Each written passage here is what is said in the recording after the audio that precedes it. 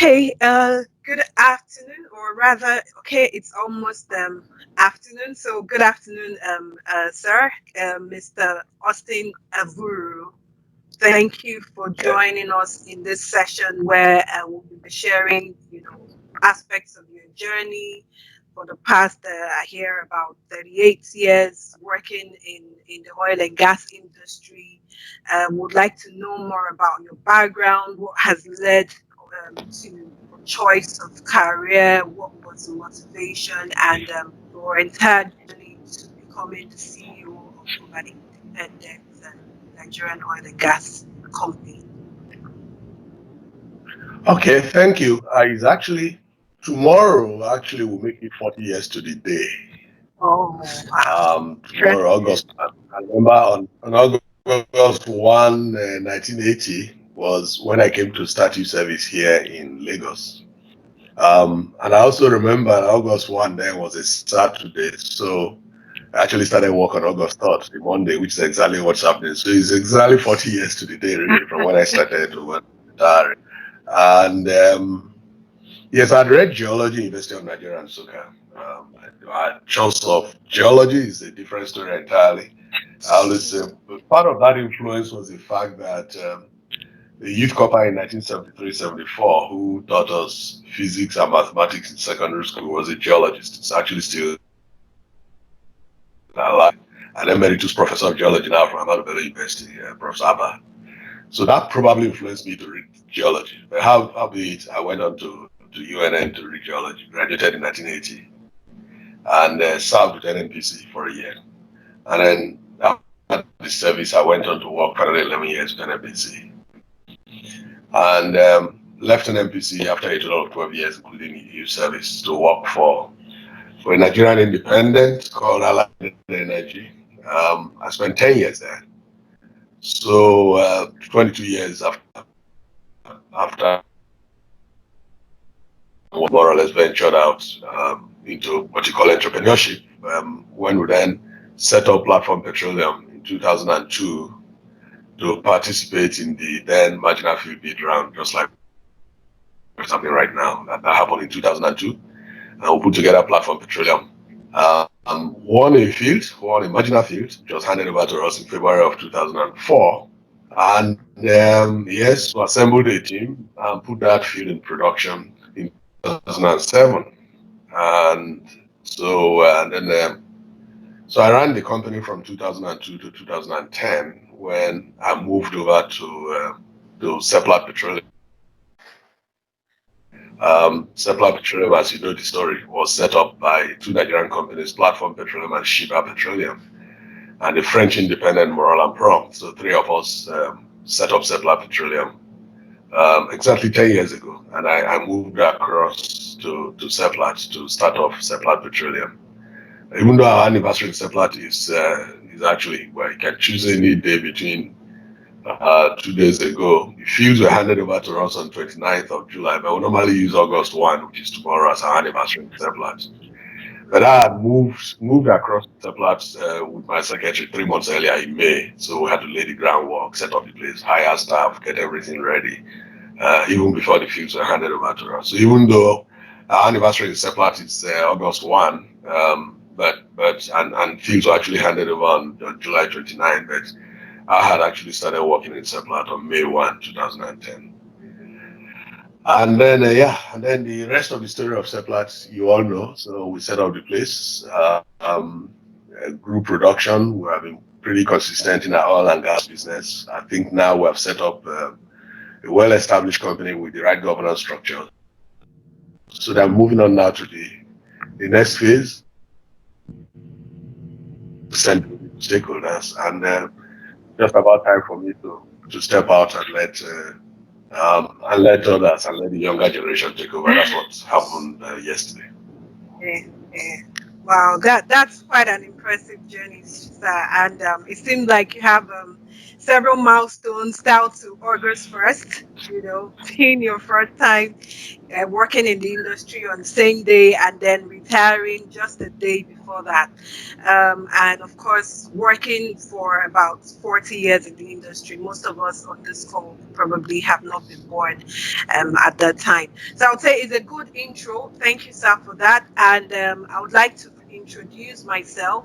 My name is LSCA Ezinwanne. I work for Shell and I'm a board member in the SPE Lagos section. And with me is Princess Ofor. So, Princess, please, if you could introduce yourself. Okay, my name is Princess Ofo. I work with Mobile Producing Nigeria. I'm also a board member on SPE Lagos Section board, currently the publicity secretary. Okay, great. Okay. So we'll then Great. dive into the rest of the questions. So, sir, you've mentioned your journey. Probably not enough time to take us through on how it started, but then, of course, we've heard quite a lot about Professor Solomon's instrumental to your choice of career. So that's really good. So I'll hand over to Princess for the rest of the question. Okay. Okay, thank you, sir. You have been a CEO with Platform Petroleum and then also Seplat. What are the key responsibilities as a CEO? What do you do? And what does it take to succeed in the boardroom as a C-suite executive? Thank you. As CEO, as Americans would say, the buck almost stops on your desk in terms of the day-to-day running of the company and the business. So, but generally, the responsibility for translating the vision of the company and the policies of the board into actual business actions that will deliver results, that responsibility rests squarely on the CEO. So the CEO is responsible for directing the team under him to produce the results that are required by the board and the shareholders of the company. It's important to emphasize the fact that you can have all the best corporate structures in place, you can have the best board, you can have the best policies. Um, if the CEO and his leadership team are either incompetent or are corrupt, you will not deliver results. Eventually, the board might find out that you're incompetent or corrupt or both, but usually it is too late. So when you see failed companies, even when there's a whistleblower or the board carries out an investigation and finds out all kinds of evil things that evil things that have happened, very often it is too late in the day. The company would already have been killed. So I'm saying this just to emphasize the import of a competent CEO and leadership team, supervised by a conscientious board, serious-minded board. That is the combination that delivers results. But if the leadership, the management team is either incompetent or corrupt or both, that company is doomed to fail sooner than later. So that kind of summarizes when they say that the CEO is the captain of the ship. That really is what he is. If anything goes wrong around him or about him or with him, the ship will be headed for a wreck. Well, thank you very much, sir, for painting that perspective. A lot of us didn't know about that, but then that must have been such a huge responsibility on you, or a huge responsibility on any CEO or leadership team. So, what would you say were the greatest challenges in that responsibility, and maybe your most fulfilling ones as well? One of the greatest challenges, especially in this part of the world, is identifying and assembling a competent resource team, that is your human capital. Identifying competent, hardworking, brilliant people into a team that can deliver on the vision of the board and the CEO. I would say that is the first and most daunting responsibility. And the reason is this. In this part of the world, where there's so many people looking to be employed who are not employed. And there are so few people who are competent. If they're employed already, you can't take them from where they are because it's a sure employment. You know, if somebody is setting up a new company and wants to hire you out of Shell or Mobil, you would even attend the interview, I would imagine. And we saw that when we started Seplat. And just like when we started Platform, we'll invite people to be interviewed for positions and they say, what's Seplat? You know. So you are in an environment where people, the competent people you are looking for are hard to get. And there are so many people looking for jobs all around you who are clamoring to be employed. So if you're not careful and you're not disciplined and focused enough, you bow to the pressure of nepotism, hire all the people around you, your family, your friends, children, the people who are not competent. And once you start by assembling the wrong team, you are not going to go very far. So that's the starting point, is to assemble the right team, competent team, and then build the right governance structure. Again, that is extremely difficult to do in this part of the world. People talk about corporate governance, but they do not know how much sacrifice a CEO, especially a CEO of a new company, will have to make to put in those governance structures in place. Because to put in the right governance structure means that the CEO has to give up a lot of are considered CEO of the world, which means that I'll give you one example. We have a strong policy on transactions. And related party means that if we are contracting for any job or any service, any party, any company whose owners are related to me, I have to disclose upfront that I have a relationship with that company. And in fact, there's a committee headed by the CFO that has to even decide whether or not that company should be allowed to tender. So what it means is that knowing me as a CEO is actually to a disadvantage for you. And that's why I say that when people talk about corporate governance without knowing the sacrifices that are required to build the right governance structures. Because for a CEO to sit down there in this part of the world, being CEO, those are things they take for granted as privileges that they can. Knowing him is almost a ticket to you winning jobs, almost a ticket to you being employed. It's almost a ticket to you and so on. But in Seplat, is your knowing me is to your disadvantage because I have to disclose it, and when I disclose it, all eyes are on you and your company. And two, we have a whistleblowing policy, which means anybody, an anonymous party writes a petition against me or anybody in the company, that petition must be investigated fully, and the results of the investigation properly addressed. Again, it looks like a simple policy until there is a petition against you as the CEO or any of your leadership team, and you have to engage a third party like KPMG or Pricewaterhouse to carry out a full investigation.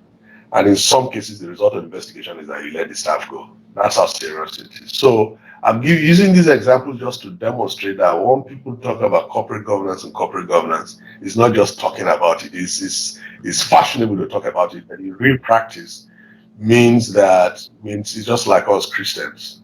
It's easy to say you're a Christian, but to be a real follower of Christ, you know what sacrifices you need to make. That's what it is trying to governance, proper governance structure in a company by the CEO. Well, so thank you so much, sir, for that. So the follow-up question is, I mean, it's been quite impressive. It's been under your leadership, Seplat has really grown to be a well-known independent oil and gas company. So, what would you say would be your most fulfilling moments in all this?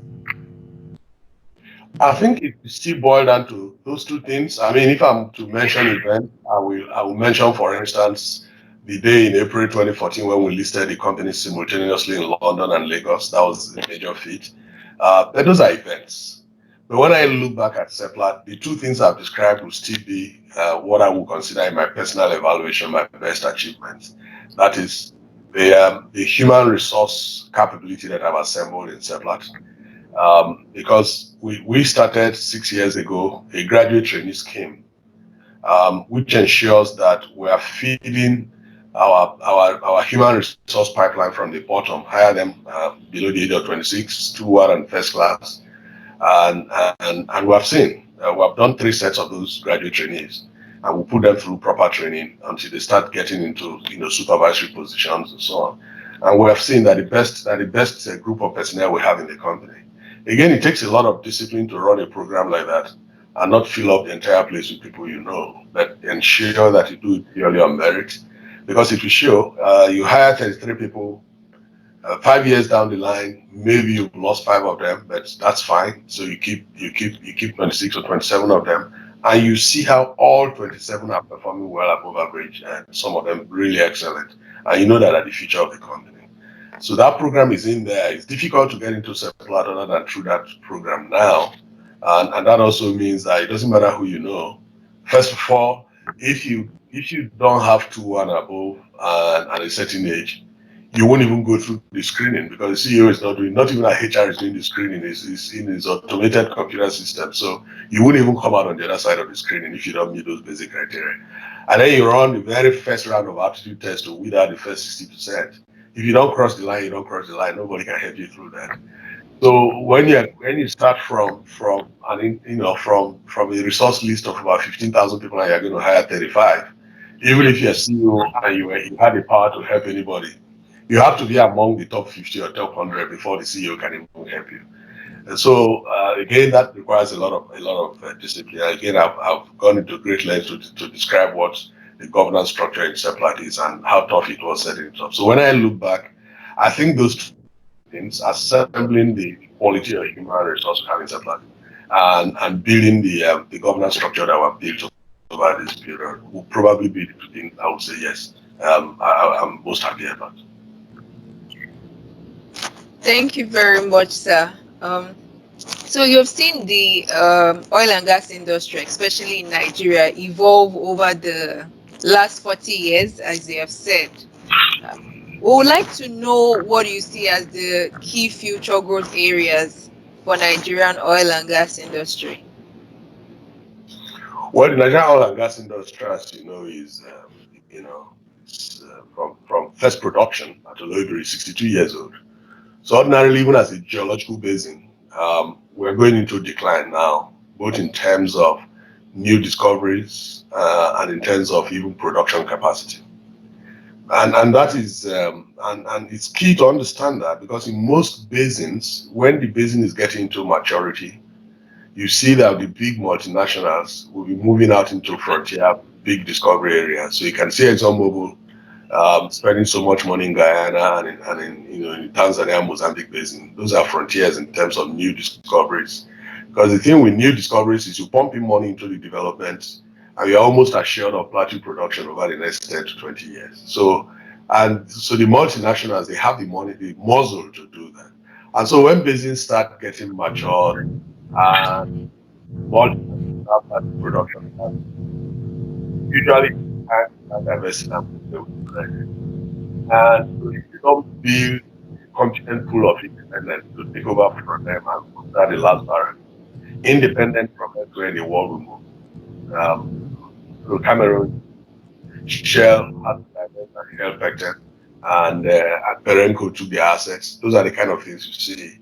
But here in Nigeria, we are building a crop of Nigerian independence that will be sliding into those shoes as the multinationals are divesting. I think that's the real key thing about how the industry is evolving in Nigeria. Now, what is left, of course, as usual, when you are building a new crop of domestic entrepreneurs, you have to be very strong on your regulation because initially there will be all comers, who will come in, who may not be competent enough, who may not build the right structures. But over time, if the regulatory regime is strong enough, and the fiscal regime is fair enough to all, over time, the unserious ones will wither away and the serious ones will take dominance.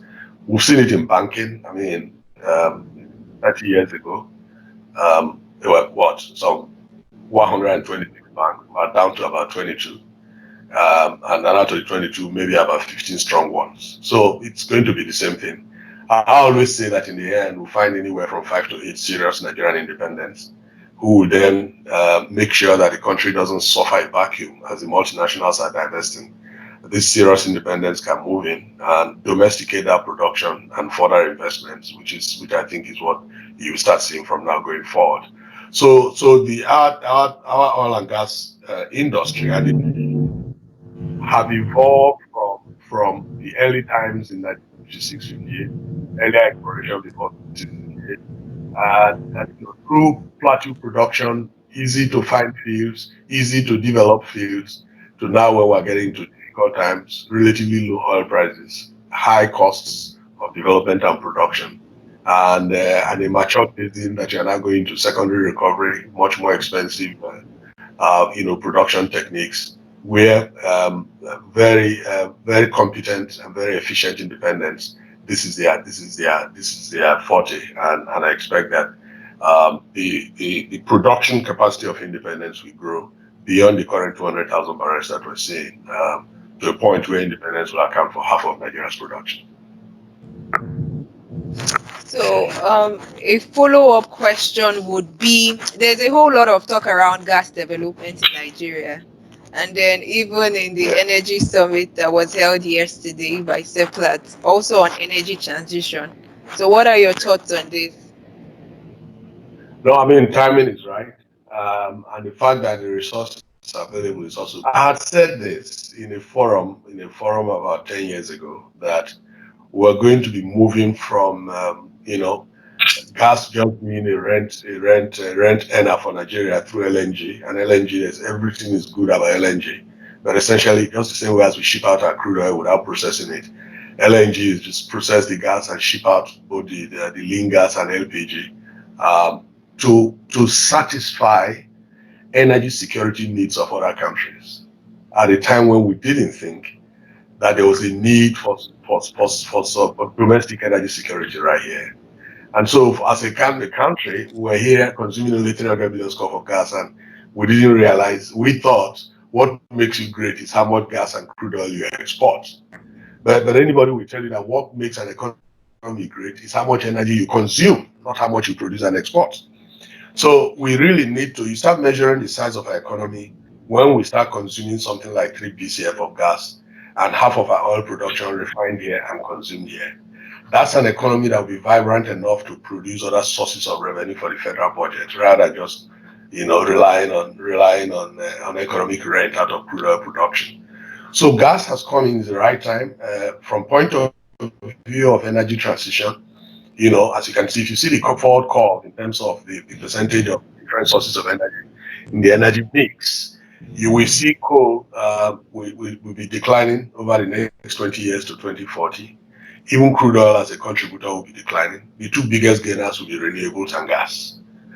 So gas will be climbing from the traditional 5-6% and be heading towards the 18% range in 2040. And renewables from 0 to about 11-12%. So for us, from an energy transition point of view, we have to start emphasizing gas as replacement for diesel generators, for instance. So gas to power, gas to heavy industries. Well, we're seeing cement plants that were using HPFO and LPFO firing their plants now using gas, firing their plants more efficient, cleaner. So gas as an energy transition element is key. It's key for us as a country. It's key for us as a region, West African sub-region. And then even the crude oil, it's also key that we're transiting from just exporting the crude oil to being a major hub for refining. If you look at all the refining projects going on now, all things being equal, by 2023, we should have a refining capacity close to 700 million barrels, 700,000 barrels a day, and a consumption that won't be more than 400,000 barrels a day. So there'll be 300,000 barrels of excess refining capacity to satisfy the entire West African sub-region and part of Central Africa, and export the rest to Europe. So those are the kind of transitions you're seeing from just exporting crude to now processing both crude and natural gas and increasing domestic energy consumption so that the rest of the economy can be fired up.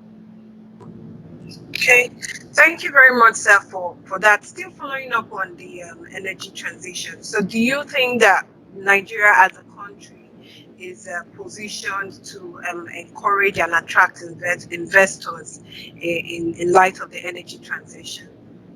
and what policies can be adopted in order to enable that. So energy transition, two key things. First of all, in terms of carbon emissions, let's be clear, all of the noise about carbon emissions is largely about economies outside of Africa. African share of carbon emissions is 3%. If you take away South Africa from the equation, the rest of sub-Saharan Africa is less than 1% of carbon emissions. So it's really other people's problems that we're helping to solve. However, you pointed out something key. Unless you demonstrate that you're heading towards carbon neutrality or zero emissions, these days of ESG, those same countries will not bring in funds. People, they are, big investors are now attaching ESG or ESG policy to the fact whether you can or cannot attract funding from them. So yes, energy transition is key for point of view of attracting funds from big fund owners in Europe and America and Southeast Asia. But in terms of what it means to our economy, energy transition is going to be slower in Africa. So when you talk about electric cars, for instance, you can imagine that electric cars will almost become the norm in Europe before it becomes a fraction of our cars here. So let's not miss that point. What it means that for a longer period beyond when all cars are electric in Europe, you still have to satisfy the needs of non-electric cars in Africa. And you're not going to satisfy those needs by bringing in the petroleum products they need from Europe and America. They have to come from within.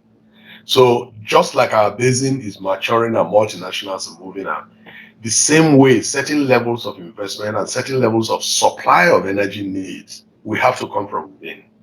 And that's what I keep saying. So Nigerian operators, Nigerian businesses, and investors in Nigeria and West Africa will have to take note of the fact that a lot of investments going forward will be targeted at ensuring domestic energy security. And it doesn't make the investment less profitable. So for an investor, what's important is that your investment is profitable. So whether you're investing in refining, you are investing in gas processing, or you're investing in infrastructure to deliver gas or deliver electricity or deliver petroleum products, you will now see that the emphasis is shifting from investing in infrastructure to export to investing in infrastructure to distribute within the sub-region as a domestic market. And as I said, it's not less profitable, it's probably even more profitable. But that will be the emphasis going forward. Mm. Thank you very much, sir, for that. This is a question, completely off from what we've been discussing, but more closely related to human capital development. So, what is your outlook on the synergy that one can derive between the academia and the oil and gas industry? In view of all the independence coming up and the need to secure very competent resources? Very, very good question. The relationship is still very poor. All of our tertiary educational system is too detached from industry, understandably. If you're a multinational, yeah, you would throw a little bit of money at universities and other institutions just to satisfy, just more for PR, or ExxonMobil sponsors so research in this or shared. It cannot be your priority. I mean, if you go back and check what ExxonMobil is spending on research in institutions in the US, or what Shell is spending on research in institutions in the UK and Netherlands, you wouldn't compare what they're spending here where they're making the money. So the relationship between the industry and the academia, I expect, as we get more and more serious-minded indigenous companies, we have to strengthen that relationship, because the academia is where you build. As I talked about our graduate training program, they're not coming from heaven. They're coming from these institutions. It doesn't matter if you say they should make other 2-1 and above. You still have to get the best minds that have been developed in those universities and then train them in the industry. And increasingly, research work has to be done by universities. So the industry has to start spending money funding research in the universities. The brains are there in the universities, but the facilities and incentives are simply not there for anybody to do meaningful research. So all they do is just gather and write some papers so that if you write enough, you become a professor. It still doesn't drive research the way it used to be in the 70s. We need to go back there, because The industry cannot, our primary job is to develop and produce natural gas and crude oil. Most of the ancillary services to make us efficient can be best domiciled in tertiary institutions with the right funding and the right incentives. You have the brains, you just establish the material for them. And those research products are the ones who can then use to improve our efficiency in the industry. Um, and it's not just about oil and gas industry, whether it's in the pharmaceutical industry, whether it is, in manufacturing industry. That synergy, that relationship between industry and the academia has to be strengthened so that both institutions, both the industry and the academia will benefit. Okay. So, sir, I've known you as a strong supporter of various professional societies in the oil and gas industry. For example, you're granting this interview to SPE. You have also been active in NAPE. What is your passion? Well, those are our institutions. How are you going to be a practitioner in the industry and you ignore the institutions that constitute an aggregation of those same professionals? I mean, if you're a geologist practicing anywhere in Nigeria, you're either associated to NAPE or NMGS or SPE. Or if you're a petroleum engineer, you're either in SPE or in NAPE. How do you really want to practice where the platform for sharing knowledge, the platform for disseminating knowledge, the platform for even just exchanging views, and that's SPE and NAPE.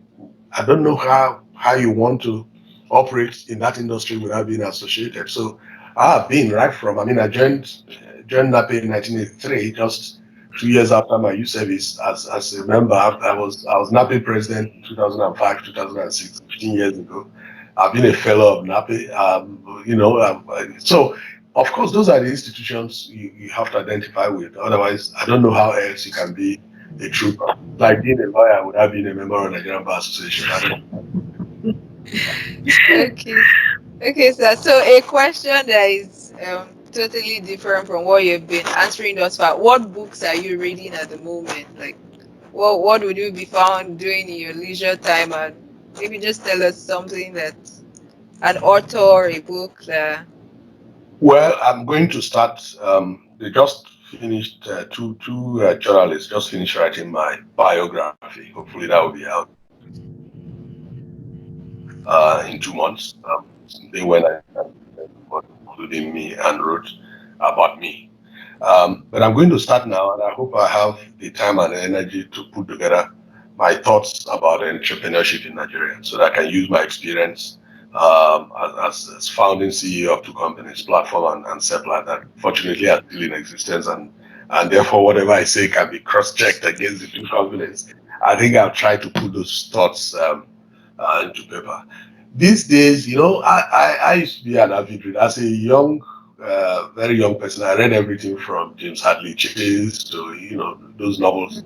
It's something to post about when we come on holidays as university students. Each person will say how many of those James Hadley Chase and others he has read, and then up to much more serious books over time until now I think now I find more pleasure in reading biographies and autobiographies. So and I'm saying it doesn't even matter who. I'm always curious to know about human beings so I can relate the traits about those human beings to what they did when they were in office. For instance, I mean, even if you're a rogue governor of a state, if you write a book about yourself, I will read it. Let me even just see what kind of human being was a governor. So, I've read most biographies, whether it's Dr. Dele's biography, whether it's anything written about any of our leaders. The fat book about El Rufai, I read it page to page. So I read those things, not because, and some of them I respect, but not necessarily because I respect or disrespect the person. But I'm curious to know how the minds of human beings who have occupied offices work. I mean, I read the biography of Richard Nixon and so on and so forth. So the kind of books I like to read these days would be, human element type books with the biographies and stories about people. Yes. Okay. Thank you very much, sir. Princess, do you have any more questions from your end? Okay, so just one, I have a question from my end. So, Okay. sir, how have you maintained your personal brand even while developing the brands of Seplat while you were a CEO in platform? Have you maintained your personal brand? What you're known for? Um, I think two things. First of all, and people have to, this is such a brilliant question, but I'm not sure even you realize how critical this question is, because people should be very careful attempting to build their personal brand. And that's what a lot of us make the mistake of doing. In an attempt to build your personal brand, you are creating a story about yourself that is probably not true. And a lot of people fall guilty of that. So you see them in public doing and saying what they will not do. They're saying and preaching what they will not do, because it's all part of building the personal brand. I think the most authentic brands are the ones built out of what the people do. So if you have seen me run platform and you have seen me run Seplat, and you have seen me speak in public, whether it's SPE or NAPE, and I choose where I speak. I don't go out and grant TV interviews and all that, no, or advertorial type of interviews. So I go to a professional body and I speak where I can be challenged by peers. I go to a professional workshop or conference, African CEOs Forum, and I speak where I can be challenged and so on. So against all the public speeches I probably would have made,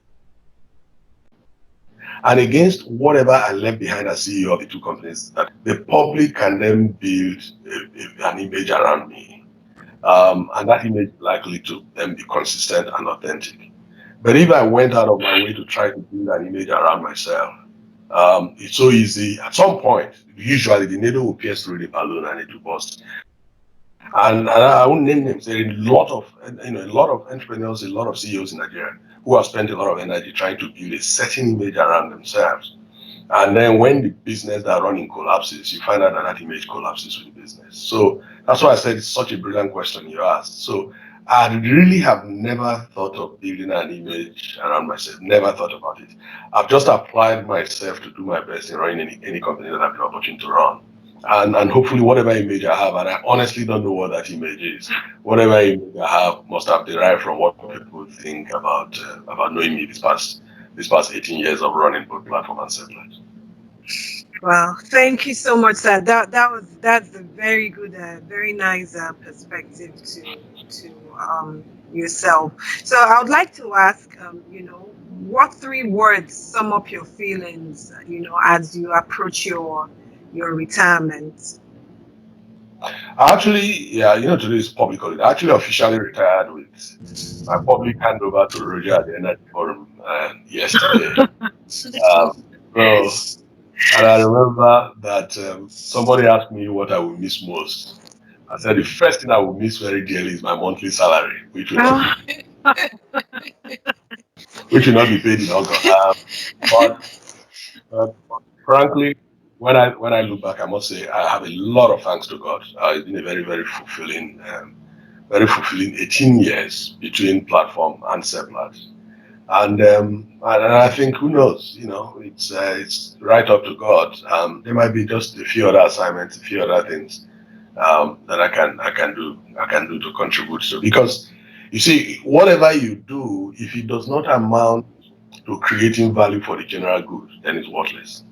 It's really worthless. If what we're doing is just so that we can drive bigger cars and live in bigger houses, then it's worthless. It has to be value for the general good. And as long as God enables you to create that value that is applicable for the general good, then you should be grateful to God all the time. And I think that's where I am. Thank you very much, sir. And then I think there's one final question, or maybe two. But I would say one final question from my end, and maybe Princess can let us know if she has any other question. So I know you had mentioned about entrepreneurship. Without making any assumptions, what are your plans for retirement? Do you have any retirement plans? Within the next 1 month or in the next, say, 5 years? Do you have any I'll, plans? I'll, I will return to work, in fact, straight with my current PA in Seplat will both return to work on September 1, actually, just a month from now. We're getting our office ready. I will run an investment company, what Americans call a family office, which means there will be areas of focus for me from an investment point of view. So if I participate in any business, say in the oil and gas, I'm doing so from an investment point of view. You know, how much am I putting? How am I going to ensure that the place is properly run and delivers the results that I expect? And at any point, I think I'm not getting the returns I expect, I can sell and move on. So it's a modest investment house that I'm going to be running. Yeah, that's what I'll be doing. So it's not as much headache, but still, it will keep you as busy as possible. You will have people employed. You'll be able to create businesses if you are lucky and blessed. Create businesses that can also prosper and employ more people and create value, as I said, for the general good. They are doing so from an investment point of view. So you are going to be very selective in what you do and where you put in your money. Well, thank you so much, sir. I mean, from a trained geologist to a seasoned CEO, and now moving into investment. I would not investment banking, but really investment. So that's pretty a really good track record you've built, and a great transition that we wouldn't typically see from engineers or even geologists or people in STEM. We're about to wrap up. So, like I said, Princess, do you have any questions? Any more questions for Yes, Mr. I Okay. have a question. So, sir, even as we are wrapping up this interview, what might somebody be surprised to know about you?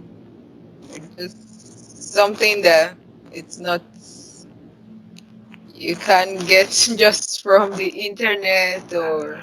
I don't know. And the reason I'm saying so very honestly, you know, I'm an extrovert. So yeah, I'm an extrovert. Really. I like being company of people. I like to be chatting. I like to be discussing. There are places you see me hanging out with my friends and, you know, having a drink, and you'll be wondering, oh, is this the CEO of Seplat? You know, just down to earth. And you see me in the village with my secondary school classmates. Some some of my primary school and secondary school classmates are still drivers, and yet you see us sitting and having a drink and chatting at that level. So when I look back, by my very nature, it is difficult to have hidden anything because I'm an extrovert. So I think it's unlikely that I can think of anything you are not likely, or people who know me are not likely to know, because I'm not a, I don't, I'm an extrovert by nature. So I think I've given up everything already through these past years of working with people. Yeah. Okay. Thank you very much, sir. And then lastly would be what are your final words for the SPE community? Any words of advice for our young professionals or even for our senior professionals as well? NAPE, both of them provide a platform for young professionals to have the opportunity of interacting with leaders wherever they are, whether as entrepreneurs or whether as career professionals wherever they work. So a typical petroleum engineer or geologist who's risen from the bottom to become maybe CEO or section head in ExxonMobil or in Shell or in Total, or an entrepreneur who's grown to set up a business and is running it, or a professional in any of the independents. So either way, people who ordinarily would be your role models, whatever you choose to be or whatever your natural endowments are as a professional, you are going to find them at these two platforms, NAPE or SPE. So I say that the two bodies should continue to do what they do, provide our platform, and do so at the level of excellence they've always done, so that the young people who are starting their career can at least have people to look up to, and be assured that they can rise to be at their best whatever career path they choose. Thank you so much, sir, for that. That it's quite encouraging, that you Yeah. say that, and it gives us representatives of the board members, all other board members in SPE to keep doing what we do. We have a pool of very energized volunteers who are putting out the right engagements and activities to ensure that the industry is fully harnessed. So thank you so much for that. And thank you so much for taking out time to be with us today. And for us, it's quite memorable that it's within the last days of your work in Seplat, and you have chosen to spend the day with us. So we say thank you so much for your time, and I'll officially welcome Michael to give his comment. Okay. Good afternoon again, sir. Yeah. As always, it's never a dull moment listening to you, sir. Thank you very much for You're welcome. sharing this precious time with us. I'd like, on behalf of the entire board of the Lagos section, to sincerely appreciate you for this very exciting and impactful session with us. For like Alessia said, for accepting to spare your most valuable time with us, particularly on such a day that is very symbolic to you. We really appreciate that. Yeah, and we also want to deeply appreciate you for all the support to SPE over the years. Indeed, you've always been there for us, particularly the Lagos section, sponsorship of several technical activities, community activities, ensuring that Seplat staff who are members, their dues are always paid. It says a lot. It says a lot about your person and your support for the industry. We really want to thank you for that, even for encouraging members like ourselves to continually represent the interest of the industry, the interest of Seplat on the Lagos section board. We really cannot thank you enough for that, sir. Also would like to appreciate you for your support to the Nigerian Council in various capacities. You always show up for events when we invite you, OLEF, NICE. The list is endless, and you have, over the years, been an icon in the industry. Would really like to appreciate you for that. And you've done so well for us in Seplat and for the industry at large. And I don't say that because I'm a staff of Seplat. I'm also saying that knowing fully well the insights and feedback I get from outside of Seplat. So we really appreciate you for that. And we want to wish you very well in your journey ahead. You've told us so much about your plans for the future, and we really want to wish you well. Thank you so much. And on this note, I'd like to end with your own newly coined phrase to us in Seplat. Beyond today, I'd like to say welcome tomorrow. Thank you. Thank you very much. Thank you. Thank you so much, sir. Thank you. Thank you. And All right, thank then, you. bye. Bye. Bye-bye. Bye, Bye, sir. sir.